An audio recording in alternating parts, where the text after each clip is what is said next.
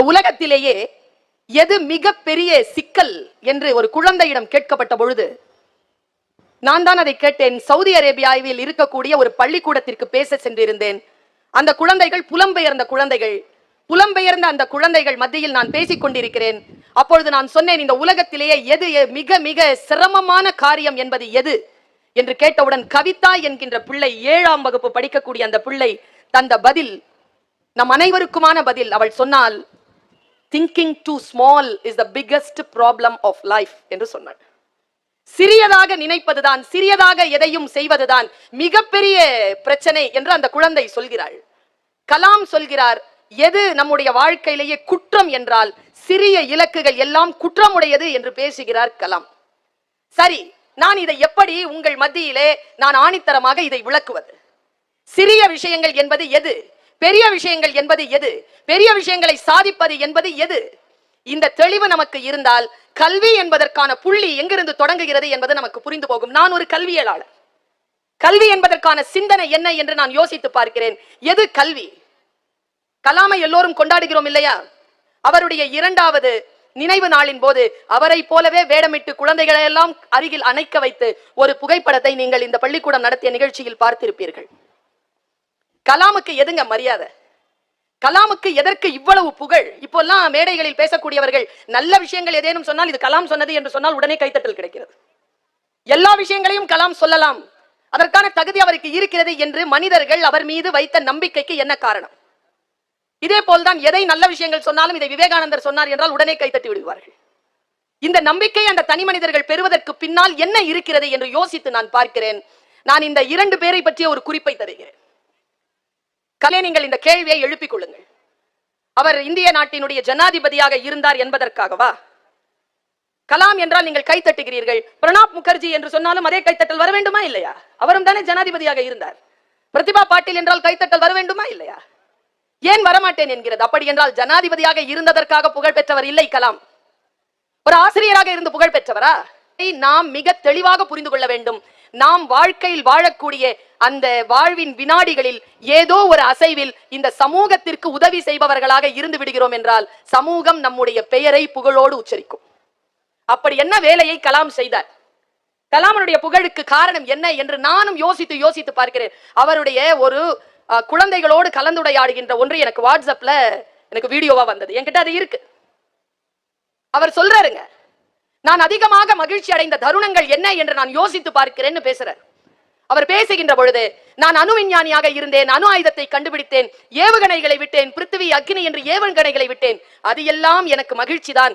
ஆனால் அதையெல்லாம் கடந்து நான் ஒரு காரியத்தை செய்தேன், அது எனக்கு ஆனந்தத்தை தந்தது என்று பேசினார். மகிழ்ச்சி என்பது வெளியில் இருந்து உட்செல்வது உறவுகளே. ஆனந்தம் என்பது உள்ளிருந்து வெளிப்படுவது. உள்ளிருந்து வெளிப்படுவதற்கான அந்த ஆனந்தத்தை பெற்றிருந்தார் கலாம். அப்படி என்ன ஆனந்தத்தை அவர் பெற்ற தருணம் என்ன? உங்கள் அத்தனை பேருக்கும் தெரிந்திருக்கலாம். தெரியாதவர்கள் தெரிந்து கொள்ளுங்கள், தெரிந்தவர்கள் நினைவுபடுத்திக் கொள்ளுங்கள். அவர் ஒரு நாள் சும்மா உட்கார்ந்திருக்காருங்க வீட்டுல. அவருடைய தோழர் வருகிறார். தோழர் வந்து என்ன சொல்றார்? கலாம் ஒரு இடத்துக்கு போலாம் வான்னு கூப்பிடுறார். இத கலாமே பேசுறாருங்க. நான் அந்த லிங்கை வந்து நான் மேடம்க்கு அனுப்புறேன், நீங்க போட்டு காட்டுங்க மேடம். அவருடைய லாங்குவேஜ்லயே அவர் சொல்றார். ஒரு நாள் என்னை கூட்டிட்டு போறதுக்காக என்னுடைய நண்பன் வந்தான். நான் போனேன். அவன் நேரா என்ன ஒரு ஹோம் கூட்டிட்டு போனா.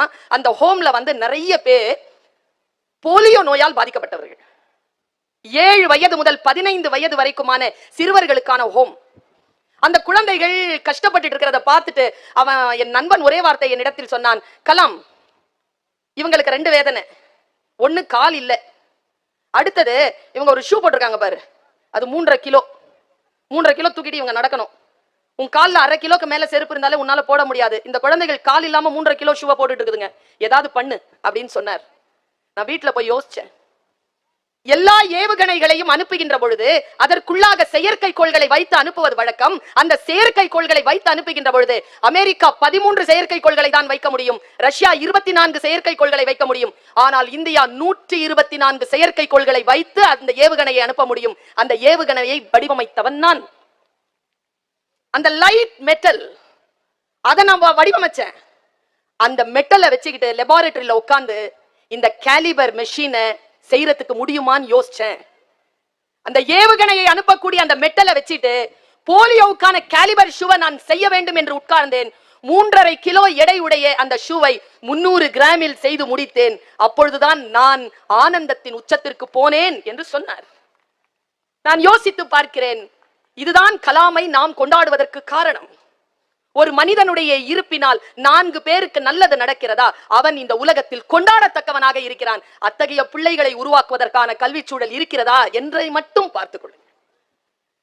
நான் இந்த அட்லாண்டான்ற ஒரு இடத்துக்கு போயிருந்தேன், அமெரிக்கால. அங்கதான் மார்ட்டின் லூதர் கிங் ஜூனியருடைய வீடு இருக்கு. அந்த வீட்டுக்கு போனேன். அந்த வீட்டுல ஒரு மிக அற்புதமான வார்த்தை அந்த மோனுமெண்ட்லயே எழுதி இருக்கிறாங்க. என்னன்னா, we can make the change. இது எழுதி இருக்கிறாங்க. நான் அதை பார்த்துட்டு வந்துட்டேங்க.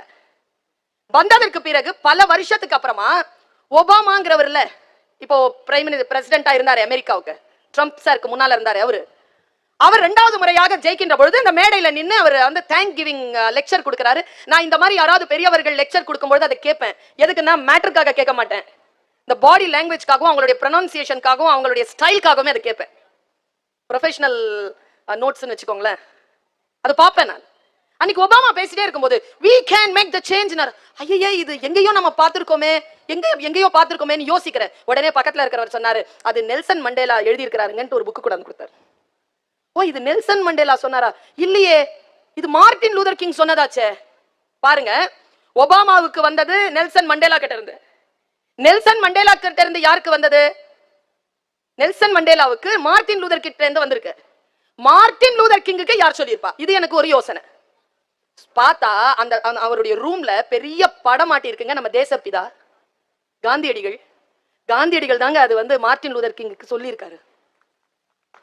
எனக்கு ரொம்ப ஆச்சரியங்க.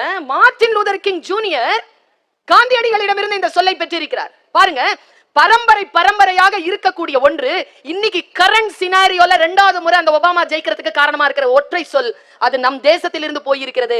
மகாத்மா காந்தி தந்திருக்கிறார். என் மூளை சிக்கிக்கிட்டு நிக்குது. மகாத்மா காந்திக்கு யார் சொல்லியிருப்பா? மகாத்மா காந்திக்கு யார் சொன்னார்னா, the real hero of this era சுவாமி விவேகானந்தர். சுவாமி விவேகானந்தர் சொன்னது, அவர்தான் காந்தியடிகளுக்கு சொன்னது.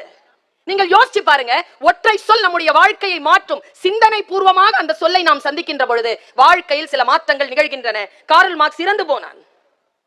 கார்ல் மார்க்ஸ் இறந்து போன போது நம்ம எத்தனை சொல்லால அந்த இறப்பை குறிக்கிறோங்க. இது ரொம்ப கடவுள் பக்தி இருக்கக்கூடிய பூமி. யாராவது செத்து போனாங்கன்னு சொல்ல மாட்டோம், நிறைய சொற்களால அதை சொல்லுவோம். எனக்கு தமிழ் மீது ஆர்வம், சொல் மீது ரொம்ப ஆர்வம். ஒரு சொல்ல சொல்லும் பொழுது அந்த உணர்வோடு போய் அந்த சொல் சேருது பாருங்க. 10 சொல் ஒரே பொருளுக்கு இருந்தாலும் அந்த ஒரே பொருளை 10 விதமான ஃபீலிங்கை ஏற்படுத்துறதுக்கு அந்த 10 சொல் பயன்படும். செத்து போனார் சொல்றோம், மண்டையை போட்டார் சொல்றோம், இயற்கை எய்தினார் சொல்றோம், சிவபதவி அடைந்தார் சொல்றோம். எனக்கு ரொம்ப பிடிச்ச சொல் காலமானார்.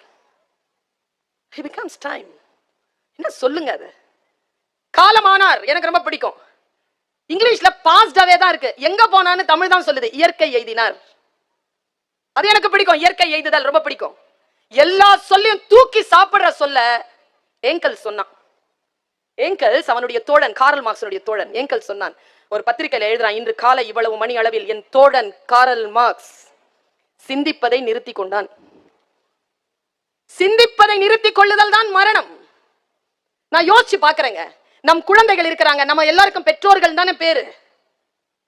நம்ம தந்தவங்க தானே இந்த பள்ளிக்கூடத்துக்கு குழந்தைங்களை தந்தவங்க, இந்த சமூகத்துக்கு குழந்தைகளை தந்தவங்க, குடும்பத்துக்கு குழந்தைகளை தந்தவங்க தானே. நமக்கு தந்தோர்னு தானே பேர் இருக்கணும், ஏன் பெற்றோர்னு பேர் இருக்கு?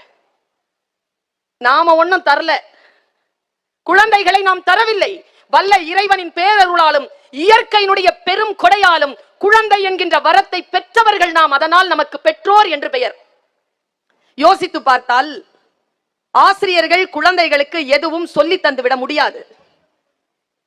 17 வயது என்னுடைய ஆசிரிய பணிக்கான வயது. 17 ஆண்டு காலமாக சென்னையில் இருக்கக்கூடிய SIET கல்லூரியில் தமிழ் பேராசிரியராக பணியாற்றி கொண்டிருக்கிறேன். என்னுடைய இந்த 17 ஆண்டு அனுபவத்தில் நான் கண்டெடுத்திருக்கக்கூடிய உண்மை, a teacher cannot teach anything, a teacher can inspire. ஒரு ஆசிரியர் ஒரு மாணவனிடத்தில் ஒரு மிகப்பெரிய தாக்கத்தை ஏற்படுத்த முடியுமே தவிர எதையும் அவர்களுக்கு சொல்லி தந்துவிட முடியாது என்பதிலே மிக கவனமாக இருப்பவள் நான்.